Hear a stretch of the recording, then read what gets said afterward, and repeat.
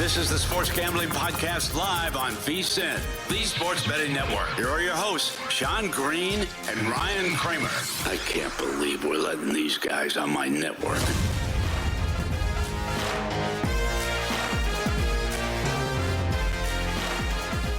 Welcome back, everyone. Sports Gambling Podcast live. Sean, Second Money Green with my partner in picks, Ryan.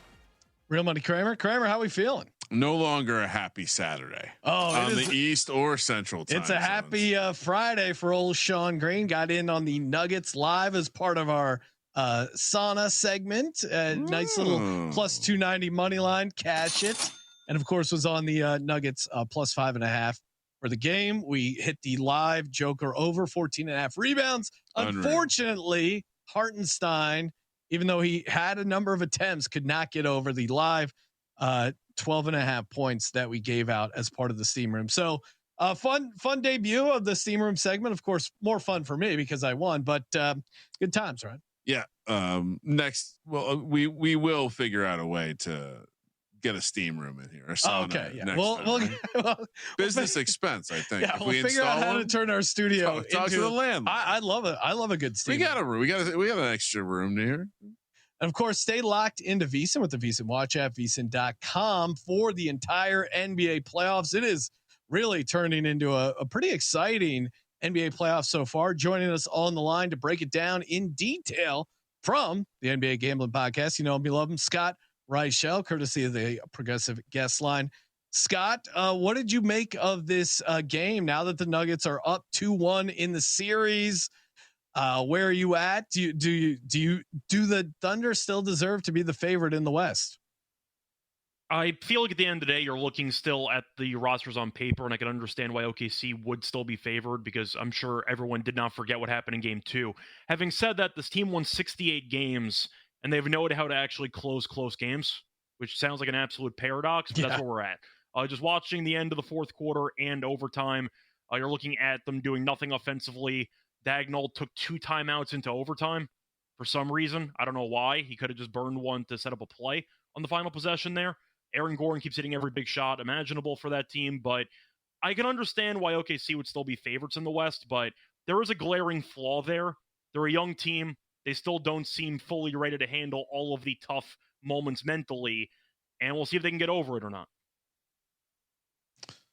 At FanDuel minus 115, Timberwolves plus 280, Nuggets plus 360 to win the West. And classic, I was thinking about it, but I didn't do it. Bets. I was staring at Nuggets to win it all, and I'm like, if they can win this game, which I do like them to do, you're not going to get a better price, but still a long series, and I'm probably going to be on the Thunder bouncing back there in Game 4, coming off a loss. DK has OKC minus 190. Have they already posted a number for Game 4? I'm interested to see that. We also got plenty of action here on the Saturday, including Knicks Celtics. Scott, I see a bunch of props. I know you guys were talking about in the NBA Gambling Podcast. I cashed it Game 2, the Tatum rebounds. I know that's one of your favorite there, but what did you got it at, and why is Tatum such a rebound machine in this series? Yeah, so it was at 9.5. It did get bumped up after Game 2 to 10.5, and he's still at 14. So I'll take the 10.5 at even money. Yeah, you're looking at Tatum having 14 plus rebounds in 4 of his last 6. He's had at least 14 rebounds in both games so far in the series. It seems like without the actual scoring, Tatum's main, I'd say, positive at this point is rebounding. So I'll keep taking it. You're looking at Porzingis battling an illness. You're looking at Horford, who is an okay rebounder, not exactly amazing at it, but Tatum seems to take responsibility for being the main rebounder on this team. The Knicks also crash the glass a lot with Hart, with all of the other big men they have, with Cat, with Robinson when he does play. I think Tatum, once again, will take responsibility for it. No reason to stop betting it. It keeps winning. So I'll keep taking the over on the rebounds there at 10.5. Even money feels too good for me. If you want to potentially bump it up to 12 rebounds, I don't hate that either. But 14 plus in both games so far, and we're expecting probably another ugly game here in Game 3. I'll keep riding it until it loses. Yeah, no, and what do you think? Why is it he's doing so well rebounding, but can't figure out his offensive game? It's try hard. I guess the scoring is actual skill. But it's weird. You know, they won the title. You thought like, oh, all the questions about Tatum are answered, but then, oh, Jaylen Brown wins MVP. Yeah. And then he goes tough. to the Olympics. He's kind of embarrassed. That was messed up almost. Do we see a bounce back game in Tatum points wise? I would not bet Tatum points. I think if you want to go for the bounce back game, it would be just Boston to cover. I think there are other ways they could win this game, mainly stop blowing 20-point leads in the second half. If you wanted to go for an angle that I actually do like for the Celtics in this one, to ignore Tatum points, Knicks team total under. There's a chance the Knicks could actually win this game and still score like 90 points if Boston shuts down offensively. The thing about Boston is they've been great defensively early in these games. The problem is once the offense craters in the fourth quarter, they lose focus defensively as well. And that's why Brunson took over, why Bridges found some openings as well in the fourth quarter of game 2. I don't mind the Knicks team total under. I think that Kramer would agree that if the Knicks are going to win this game and go up 3-0, the uglier the better for the sake of this game. They can't let Boston run up and down and shoot a bunch of threes. They have to make it as ugly as possible, physical as possible. I think that bodes well to the under in the game in general. But I do think Boston personally bounces back and wins game 3. But I see it being ugly no matter what. So give me the Knicks team total under. Ooh, Knicks team total under. I was looking at the under in this game in the VEASAN contest. I will say that because I do think it does seem like it's going to be that kind of game. And I think there's a chance they drag them into the messy water. I mean, I agree with you guys, but like playing devil's advocate, what if now that they're not at home, the pressure is kind of off and the Celtics finally start hitting their threes? That's usually what happens. I guess would be the concern when things get weird. I would look still towards the under. There seems to, and also too on the Knicks offensive side, like the Knicks offense hasn't been good. It's been bad. Like maybe they figure out a couple things here in game 3. Interesting. Do you any other props you like for Knicks Celtics, Scott? Yeah, so to segue into the Knicks offense maybe being a bit underwhelming early in games, I actually like Brunson first quarter under 7.5 points at plus 102. He scored less than 8 first quarter points in 7 of the first 8 playoff games. In the series, he's scored 4 first quarter points combined in the first 2 games. He's had 2 each. He's been a slow starter, like the Knicks in general. Then when it's crunch time, Brunson wakes up and he takes over the game. But early, Boston has to set the tone. They can't let the Knicks get off to a fast start in MSG with that crowd. They have to come out early, try to limit the noise in the building, like what Cleveland did today against Indiana. Take control early, and I see Brunson being, of course, the main focal point for Boston to stop early in the game.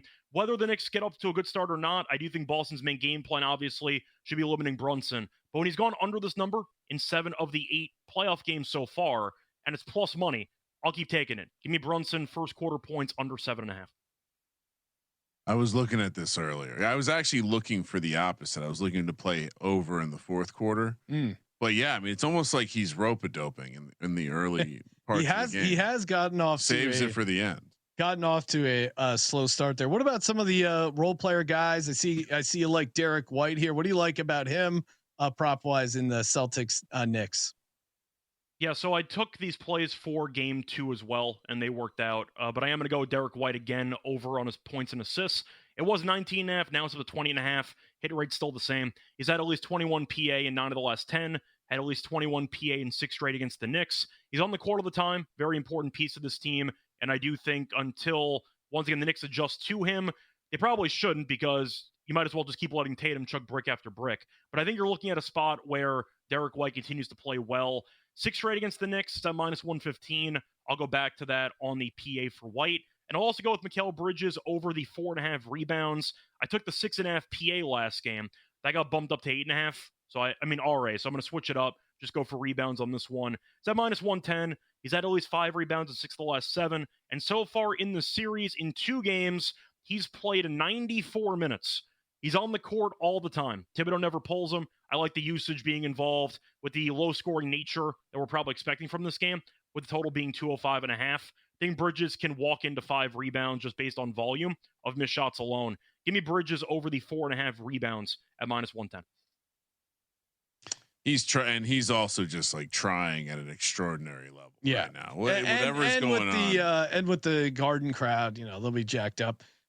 What about the late game there? The Warriors and the Timberwolves. Obviously, no Steph. Kind of creates some interesting markets for the props. I see you're fading Draymond Green. I love a good fade of Draymond Green, and also just any unders on Draymond Green. You do have the chance that he gets thrown out of the game. He gets in foul trouble. What do you like for Draymond? Yeah, unfortunately, that's one prop market I was looking for. I couldn't find one for an ejection on him for game 3, but I've been looking for it for Draymond. But I do think Draymond is still priced too highly here for the PRA. I'll go with the under at 21.5 at -120. He's at less than 22 in 10 of his last 12 games. And without Steph, he's been terrible. He's at less than 19 PRA in 5 straight without Steph in the lineup. He might get ejected. Who knows? Point is, though, Draymond, when you're not going to be accumulating many, I'd say, easy assists or even points with the dribble handoff game with Steph because he's not there, that does limit a lot of what Draymond's production actually stems from. So I do think Draymond fading makes sense here. You also have Gobert protecting the rim. You're looking at Draymond, who got hot for a quarter from 3. That's basically all he's done offensively in the last couple of weeks. I'll take the under again. Give me the under 21.5 PRA for Draymond. Yeah, I played his. He's been weird where he's been hitting these early 3-pointers and then kind of doing nothing. I played his over 2.5 points in the first quarter last game, and it was a crazy sweat. I think there was like 45 seconds left in the first quarter, and he had a 3. So that was a fun sweat. But I'm with you. And again, if he gets tossed, obviously that would be a great for the under. Scott is a 5-tool handicapper, so we're going to make him switch gears, talk a little NHL playoffs when we return. Sports Gambling Podcast live here on VC.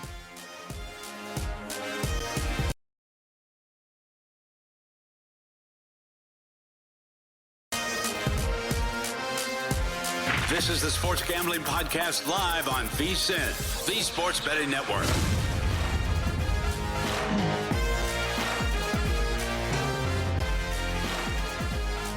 Welcome back, everyone. Sports Gambling Podcast live. Sean, second money green with my partner in picks, Ryan, real money Kramer. What's happening, Kramer?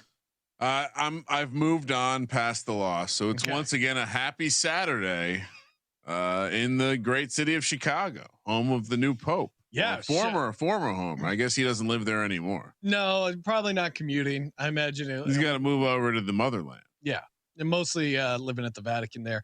Big White Sox fan, so I'm sure that's been a disappointment. But I guess if you become Pope, maybe that balances out your favorite teams. Makes you question some stuff. I'm sure the Pope's excited about Ben Johnson and his new offense. They got a real fixer-upper over there in the Vatican.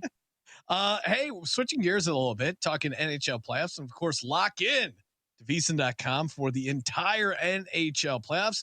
Shout out to Stormy there. She just partnered up. The new co-host JVT on Money Moves. Love their show, and she's been doing sideline. What do you call it for hockey, Ryan? Not sideline reporting. They have a great like between the boards, maybe. Yeah, whatever that's called. She's been reporting on the Knights game for ESPN, doing a great job. So check out Stormy, and of course check out all things VSiN.com for the NHL playoffs. Sticking around here, Scott Reichel, courtesy of the Progressive Guest Line.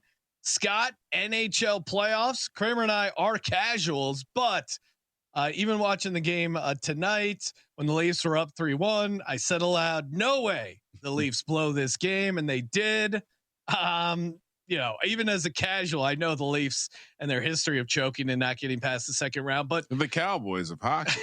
Yeah, I guess they do have a massive fan base. Their prices for their tickets are crazy high. They haven't won a championship in a long time. So keep going. It's a lot of comparisons. Scott, is there a Dak Prescott of the Toronto Maple Leafs? Do they have a Jerry Jones like owner? Any other comparisons we can add for the Leafs here? Problem is, I think Austin Matthews is too good to be compared to Dak Prescott. So if you want to go for Mitch Marner, maybe would be your comp there, but it's a pretty weak comp if I had to be honest. But fair enough. What do we got a bunch of games on Saturday here. It should be some fun action. What do you like? What's jumping out? I see you got some props you like. Of course, we got Caps at Hurricanes, Knights at the Oilers.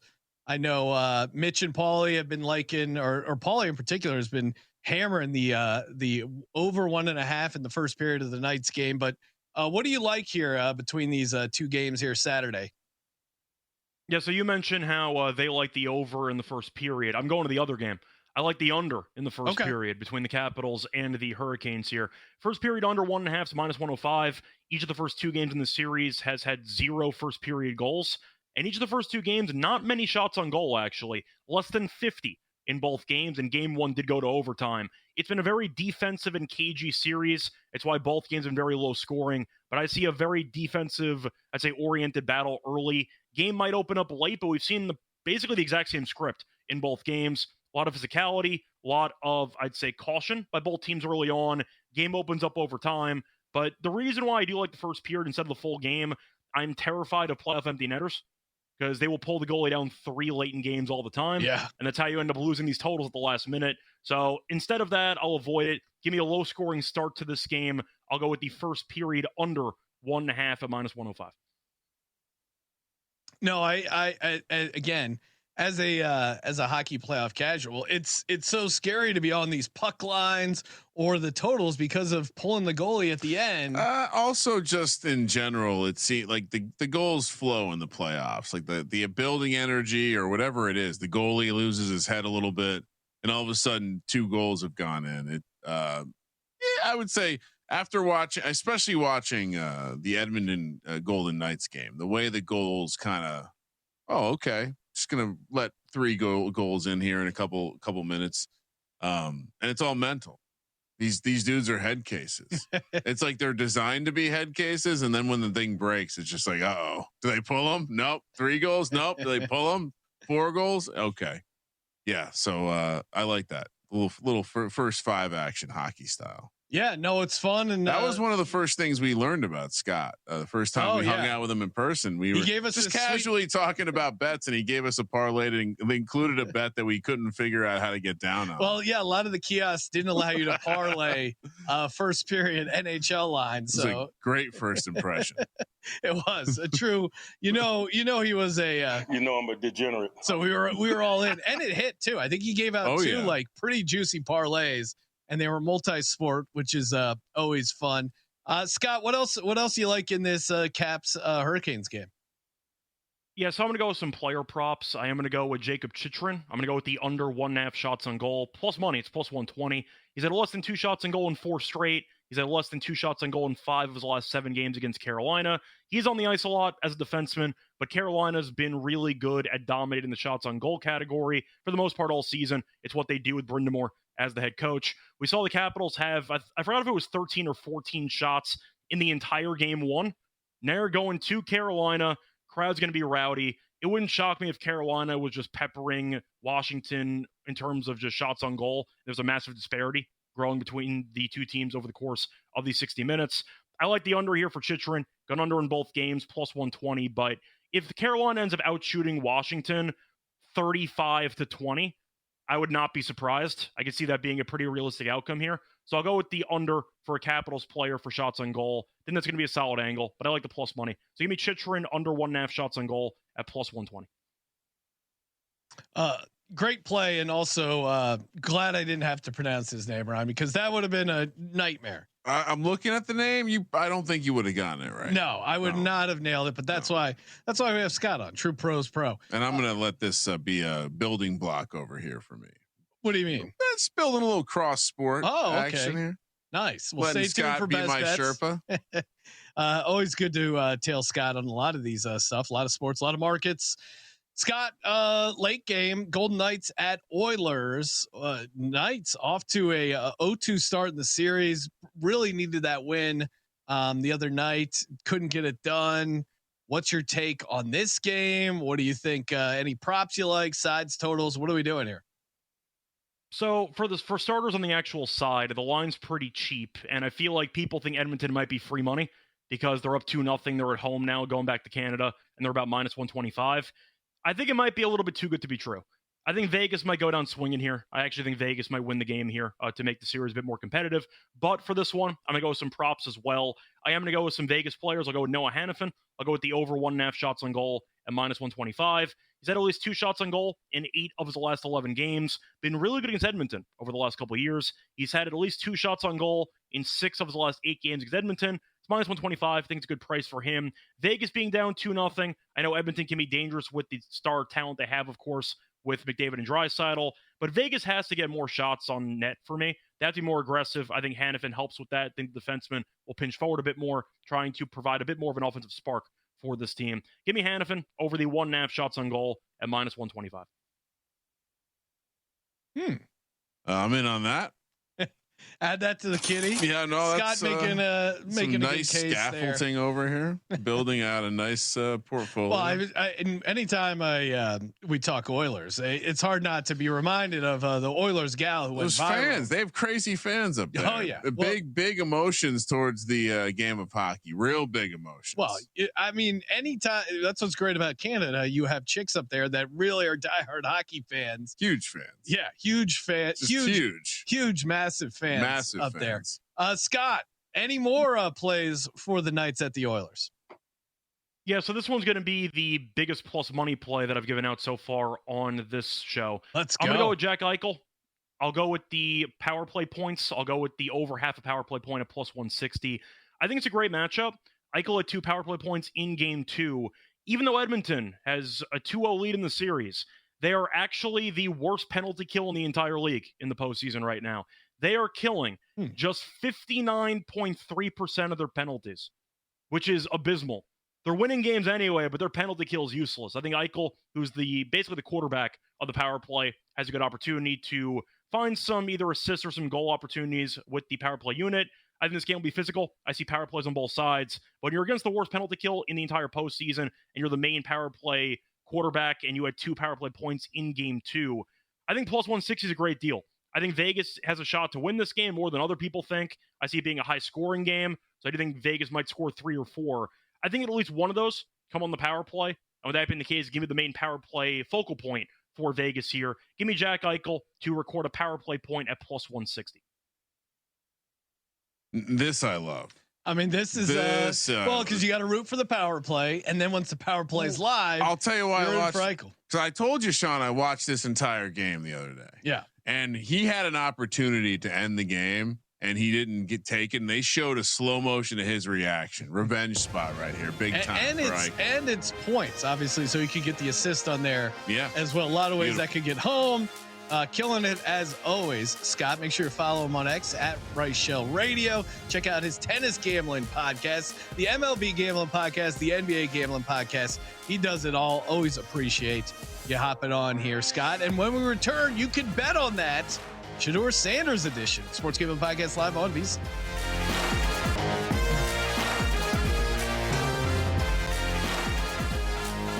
Welcome back, everyone. Sports Gambling Podcast live. Sean Second Money Green with my partner in picks, Ryan Real Money Kramer. It's happening, Kramer. The breaking news out of Cleveland: the quarterback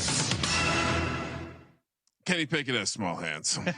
they were showing his side by side hands thing. It's unfortunate. Well, and then the internet took it and AI made it so there's these people with where they made Joe Flacco's hands bigger and Kenny Pickett's hands even smaller. Poor guy. I mean, I'm sure Kenny Pickett did measure. I think Kenny Pickett has similar sized hand to Tyler Warren, actually, for what it's worth. But yeah, poor guy. I mean, Joe Flacco has massive hands. What are you doing? Well, and of course, we would discuss it leading up to the draft. Teams, basically saw him as a backup quarterback, and when the backup quarterback, you don't want the news story to be about the backup quarterback, and yet ESPN, social media, they're already putting out videos. That Adam Schefter tweeted out a video. Talking Shedeur now. Yeah. Well, I was just comparing Kenny Pickett and Joe Flacco's hand size. But the Shedeur thing of they don't want so much attention and spectacle around a quarterback that they probably don't think can be their starter. I mean, certainly they drafted Dylan Gabriel ahead of him, so not necessarily a ringing endorsement of your franchise quarterback. Schefter tweeted out a video of him seeing his locker for the first time. And then we have ESPN Cleveland. We got a video of them already tweeting out video of Shedeur throwing on air. Look at this. Just dropping back, fire. I mean, what? It's the fact that this is the stuff they're hyping people up because it's Cleveland. I get it. You want some hope in Cleveland for your quarterback. And so that's what's exciting or interesting about Shedeur, but it doesn't seem like the team is that excited. I'm not going to let you go in on workout videos in May because I love workout videos in May. I do. I'm just saying what I hate here is that if you read the caption on this, it says accuracy on point. And it's like, well, let's time out for a second.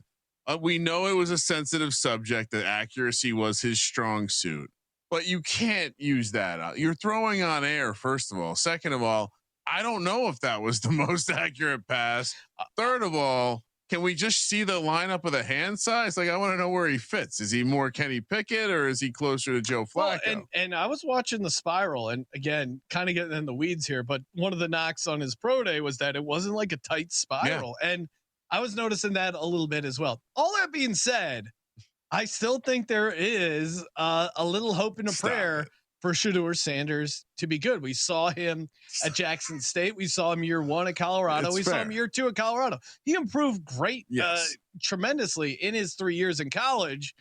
But Sean, the NFL's not usually this wrong about quarterbacks. Okay. Like every team multiple times saying, nope. Like each team had 2 chances to make him a potential starting. No. Maybe there weren't a lot of teams, but then every team is like, I don't want anything to do with this. I mean, if anything, the fact that Howie was going to bring him in as a misfit toy, throw him in there, maybe get some value. Unfortunately for Shedeur, it seems as though he did not do well in the interview process. No. And I like your angle. If it wasn't this guy. Well, and again, so if this getting drafted where he was, what should be a humbling experience and should get him to work and put the time in and maximize his talent. If that's the case, but again, with showing the briefcase with your basically signing bonus with all the cash, $800K is his full contract. And there was $800K in that bag, which is a pretty fun flex. Which, by the way, 1-year contract. I think to succeed as a late round pick as a quarterback, you have to have a real hunger and fire in your belly. And as a guy who has made all this money already, had all this success already, social media fame, whatever, does he have that fire in his belly? I'm not going to say he doesn't, but certainly there's early signs that it's not going. He doesn't have that fire in his belly. Like Tom Brady, there was a story of when he slipped to the 5th round. He was walking around his neighborhood with the baseball bat because he was so angry and he was ready to smash something. Cut to Shedeur Sanders where they have a giant party and he's, showing off his briefcase of money. It just feels like different ways to approach it. All that being said, the guy has some God-given talent and certainly has improved in his 3 years in college. So I'm not completely writing him off yet, but he is behind the 8 ball. I'm going to see how he looks in preseason. How many athletes can you think of who have peaked after social media pictures with boxes of money? Just Floyd Mayweather, only guy I can think of. Yeah, he poses with tons of money, and that's kind of his thing, though. He's Money Mayweather. Yeah, it seems like this is gonna fail spectacularly because it's never gonna be Shedeur's fault. Because the one thing that Dion has been great at is being a youth sports parent and carving the best path for his kids. So part of that is always blame the club, always find a better situation. So 1-year contract. Good luck. We should walk through some of these fun. And of course you can bet on that where we find some weird markets. A lot of times offered by our buddies near the equator. Kramer, what are some fun markets in for Shedeur Sanders? We love the equator. A lot of stuff based on him playing too, which is pretty interesting in my mind, because I'm kind of more in the camp he's not going to play at all. How many games will Shedeur Sanders start during the 2025-2026 regular season? Over 11.5 is plus 370. Under 11.5 is minus 640.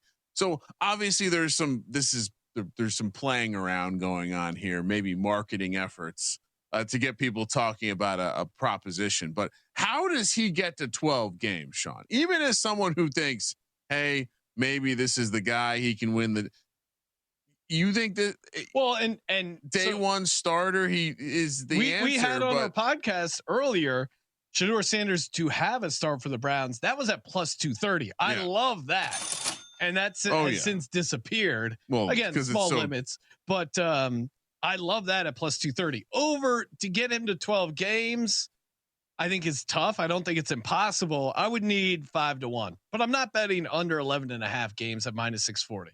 No way. Okay, so then what about we have some on the screen here, Sean, to throw for 300 yards in a game, minus 140. Oh, this is tough. I mean, what would you set this number for? Like to throw for 300 yards is not. I mean, especially in Cleveland, so you're going to deal with a number of weather situations. Well, and also he could be getting the starts later on, exactly in the season. Bad weather. The other one that's on the screen here to throw for 2,000 plus passing yards in the regular season, at 3-1. Now we're talking, because him starting 8 games and averaging 225 passing yards a game.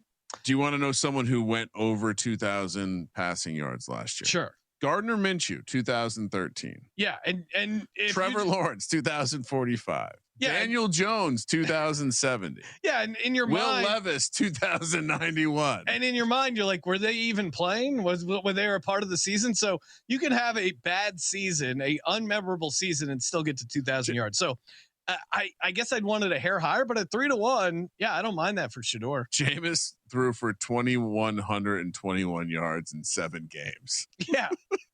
Now I don't see him doing that.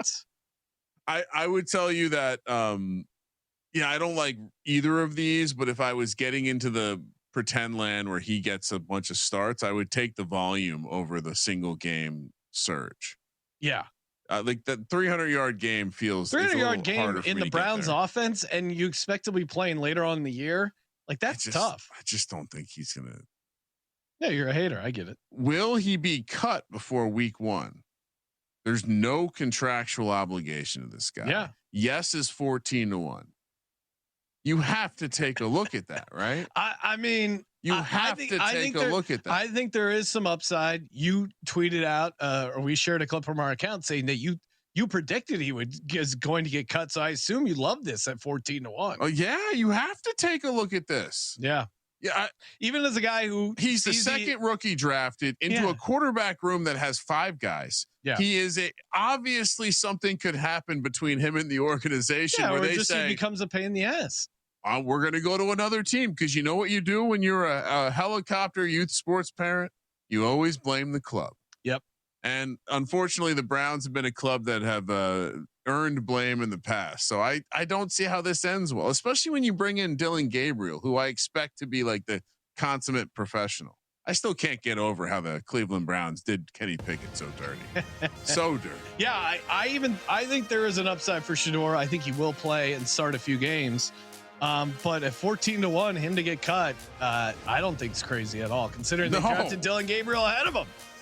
He might get cut twice. He might get cut twice before week 1. All right, closing it out with best bets when we return. Sports Gambling Podcast live here on VC.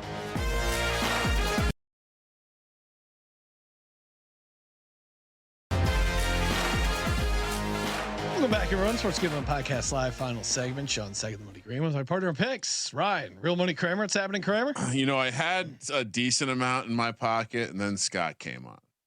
And things got a little weird. Pocket got a little bigger. Things got weird. Well, Ryan, I know you like to say happy Friday, but happy G-Bank Friday, because you can get the G-Bank Visa Signature Card today. And of course, as always, they're sponsoring our best bets. You know, most credit cards treat sportsbook and gaming transactions as cash advances. That's even when you put your own money on the card. G-Bank treats gaming transactions as purchases. So you're saving up to 3 to 5% on cash advance fees on the gaming transactions right there. Also with G-Bank, you're earning 1% cash back rewards on all eligible sportsbook and gaming transactions, and 2% cash back rewards on all eligible purchases. Apply now over at vsin.com/Gbank. That's VSIN.com/Gbank. Take it to the bank with G-Bank. Kramer, you were touting about all your plays. Why don't you start? What do you got? Well, basically, all of the hockey stuff remind people in case made it into the. I'm about to list it off. We got Jacob Chikron. No, not even close. Not even close. Under 1.5 shots, plus 120. In that, what's that? The Golden Knight Oiler game. We got no, that was the Carolina game. Then we have Noah Hannafin over 1.5 shots. Nailed that one. Scott got minus 125, but he must not be an avid shopper because minus 110 was available for me. Yeah. And then we got Jack Eichel. Like I said, go watch the replay of him missing his opportunity to win the last game over a half power play points. I love that. Plus 160. Also, I made built a little situation where I tied them together, close to 9-1 there. Also, love the Shedeur gets cut 14-1. Whatever the max limit is for this, it's happening for me. He's a 5th round quarterback. They drafted one in the 3rd round. Like, this is a very reasonable path. And everyone likes to talk about how, well, the owner made the call, so he's safe. Okay, the owner made the call in the 5th round, not in the 3rd round, not in the 2nd round, in the 5th round. That's a little bit. Just to put it in perspective, I'm on ESPN.com looking at the Browns depth chart. Now, they only go to the 4th quarterback. He's not on here. He's not listed. Now, because Deshaun Watson is the starter. How many he's not going to be playing, but still just kind of puts things in perspective that they have Joe Flacco. They traded for Kenny Pickett. They gave up draft capital to get Kenny Pickett. They drafted Dylan Gabriel higher than him. Again, maybe it feels like I'm talking two ways at both sides of my mouth. But I think there's to your point, Ryan, where he gets cut, he clears waivers. You think they're worried about him getting picked up? No one wanted him. So if the Browns are going to cut him, they can probably get him back on the practice squad. So just for him to get cut, I still think he ends up starting a game, maybe a few. The 2,000 yards I think is interesting because of the 3-1, but I'm definitely with you on him getting cut at 14-1 just because the price is crazy. I really just don't like. I would love to see. I just don't think he gets a start. Period. I think I disagree with that. Yeah, I know we're not on the same page there. I think it's just going to be he's going to be too far away football wise to want to have him to be in the room. Again, everyone who says he'll have a chip on his shoulder. He learned his lesson. They built a special draft room. They spent more than his contract on his draft room. He could have made a lot more money, kept those YouTube views going in college, but he then didn't learn and was walking around with his contract in a box. How is this going to work? Joe Flacco's going to be like, dude, what are you doing? And you don't have big hands. I think the plan is Joe Flacco and Kenny Pickett. I think anything else is just a project. So yeah, any Shedeur Sanders plays. I would imagine most of the actual yardage props and everything will just go away because he's not going to play. But I'm fading it. He's definitely playing. Hard fade. I don't think he's definitely playing. I don't think that's a good take. I mean, I understand why you're having that take. Yeah, because it's the Browns. It's very well done. No, I think it's very well done. You and Colby have been stands for this kid for years. There's so many ways he gets. I think at the price 14-1, I agree with you. You should take it, but you know it's way more likely he starts a game because the guys in front of him are Kenny Pickett, You're right. Dylan Gabriel, Deshaun Watson's not playing. The Browns have never started the same quarterback through the entire 17 games of a season. Just give me a hand lineup. Can I see all 5 hands next to each other? I'll take. Well, I'll have to book all your positive Shedeur action. I'll put some change on it. We'll have to figure. What was it? Plus 230. Yeah, whatever. We'll figure something out. Anyway, NBA, or as you like to call it, the association. Other people like to call it that too. Timberwolves. I'm going to lay the points. I could get talked into also playing the first half, or the wheel, as you like to call it, and take the first quarter too, because it does seem like this. I'm predicting this could be a blowout. So maybe I take some alt numbers. We'll see how I'm feeling when I wake up. I got volleyball all day, youth sports for the win. Celtics, Knicks under 205.5. And then we're going to the UFL. Michigan Panthers -3, Showboats, give me the +5.5 and the money line +190, and Roughnecks +5.5 and the money line, which you can get all the way up to +250. Interesting to see the two money lines so far apart. Sean, for me, I will play Shedeur Sanders getting cut at 14-1. I'll also be playing. He will start a game at +230 over at Kramer's Sportsbook. Just a friendly. The only play I like is of the hockey, and Scott's very sharp, but I'm just gonna simplify it and take Golden Knights +110 on the money line. Oh. We see these teams that lose in the NHL playoffs coming back in force. I think they had a very close loss. And it's hard not to feel a little fat and happy when you're up 2-0 like the Oilers are. I think the Knights bring it +110 on the money line. Big fans up there, though. Oh, amazing fans! And they're happy to show you their fans in the audience. It's a great time up there. Very friendly. They're Canadian, of course. Very welcoming. All right, for the association, give me Tatum over 10.5 rebounds. I've been with Scott. This is an auto play. Get it over 10.5 even money. Delicious. Give me the Celtics in the first half, laying the 4. Celtics will get off to a good start. I don't trust them after that. And then what else? Draymond Green under 21.5 PRA in that game. I think there's a lot of ways that gets home. I do think Butler picks up the scoring at home and with no Steph, over 22.5 points for Butler. In the UFL, keep the heater alive. Michigan Panthers laying the 3. Showboats +5.5, and the Roughnecks +5.5 as well. So, nice mix of some plays. Nice Mother's Day action there in the United Football League. And please reach out to us if you are taking your mother to a UFL game. Oh yeah, for Mother's Day. Just please, I would love to understand how it goes. Ryan, what are you doing for your wife for Mother's Day, or do you help facilitate? What's the move? Well, the kids are old enough now where you have to essentially do the whole, really, you didn't think about Mother's Day again? All right, well, here's what we're going to do. So, yeah, we'll probably do some sort of dinner / breakfast / flowers / Wait, what sort of dinner / breakfast? Well, like we might do. What dinner, is that, a lunch? Dinner the night before, and then breakfast the morning. Mother's Night Eve. Yeah, like a nice dinner followed by a nice breakfast. Okay. And then generally it's like, hey kids, maybe clean some stuff up so that mom's feeling good. Moms like clean stuff. It's just the same, right? Everyone has the same experience, which is like, this is my domain. If things are out of place, it's going to cause ripples in the household, and no one wants ripples. No, don't want some ripples. Happy Mother's Day. Happy Mother's Day. Flowers are very easy. I'm sure there's plenty of mothers tuned into our late night show here on VSiN. Well, they canceled date night. Yeah, they did. Wake up tomorrow with the VSiN Weekend Morning Line at 10 a.m. East, followed by Ready, Set, Bet at 1 o'clock. Then stick around. Live Bet Saturday, 4 o'clock East. Got you covered all day. There's going to be, this is an underrated time. We got NBA playoffs, NHL playoffs. Kramer, we're going to be talking Preakness next VSiN show. More NBA playoffs, more NHL playoffs, more NFL futures, more UFL. There's PGA a lot going on. PGA Championship.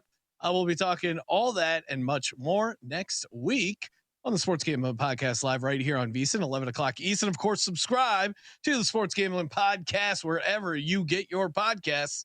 Thank you for participating in the Sports Gambling Podcast. For the Sports Gambling Podcast, I'm Sean, stacking the money green, and he's Ryan. Have a happy Mother's Day, Sean. Thank you. Kramer, let it ride.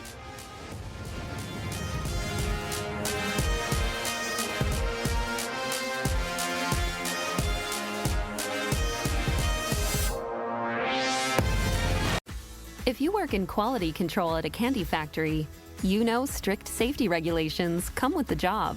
It's why you partner with Grainger. Grainger helps you find the high quality and compliant products your business needs to inspect, detect, and help correct issues. And the sweetest part is, everyone gets a product that's as safe to eat as it is delicious. Call 1-800-GRAINGER, click Grainger.com, or just stop by. Grainger, for the ones who get it done.